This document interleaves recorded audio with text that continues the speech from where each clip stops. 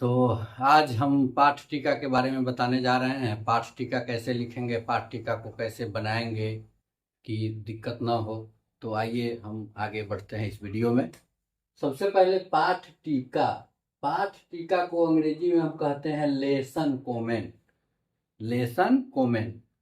जब भी हम क्लास में जब जाते हैं बच्चों को पढ़ाने के लिए, तो मेरा जब भी पहले से लेसन प्लान रहता है, पाठ पढ़ाने की पूर्व की जो योजना रहती है उसको हम धरातल पर उतारते हैं पाठ टीका में। ठीक है।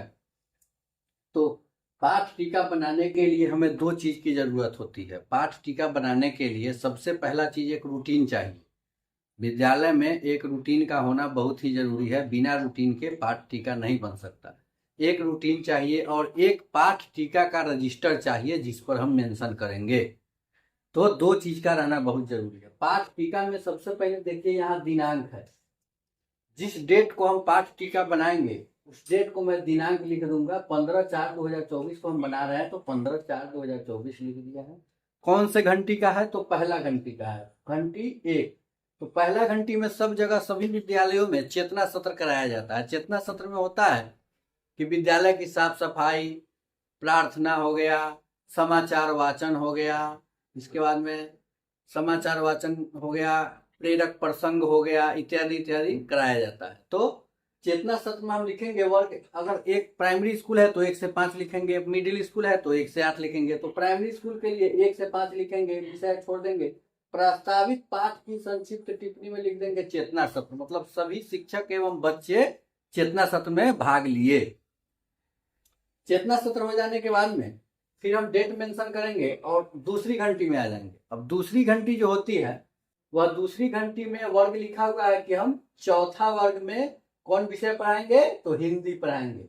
चौथा वर्ग में हिंदी पढ़ाने के बाद हिंदी मेंशन करेंगे। इसके बाद हम उसमें कौन पाठ पढ़ाएंगे वो पाठ हमको लिखना है। यहाँ लिखा हुआ है प्रस्तावित पाठ की संक्षिप्त टिप्पणी, मतलब जो हम पाठ पढ़ाने जा रहे हैं उसकी संक्षिप्त में टिप्पणी यहाँ लिख देना है कि हम कौन पाठ पढ़ाने जा रहे हैं।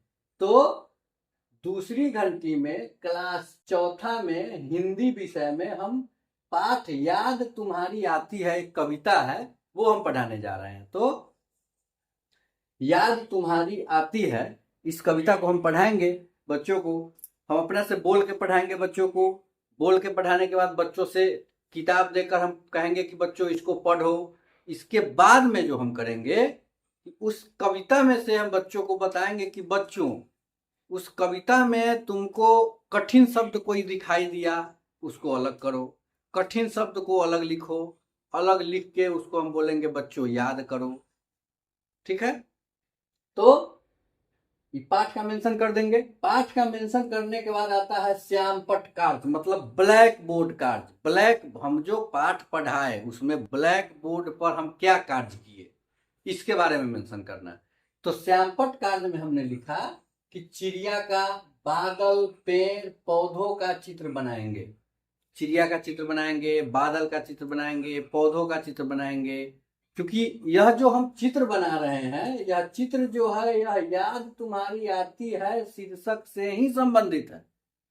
क्योंकि जब हम कोई भी कविता पढ़ाएंगे, अगर हम कोई पाठे पढ़ा रहे हैं, जैसे 4 मित्र पढ़ा रहे हैं, तो 4 मित्र में क्या क्या मुख्य चीज है, क्या क्या हम बोर्ड पर मेंशन कर सकते हैं जिससे बच्चे अच्छी तरह समझ जाए, वो हम यहाँ मेंशन करें।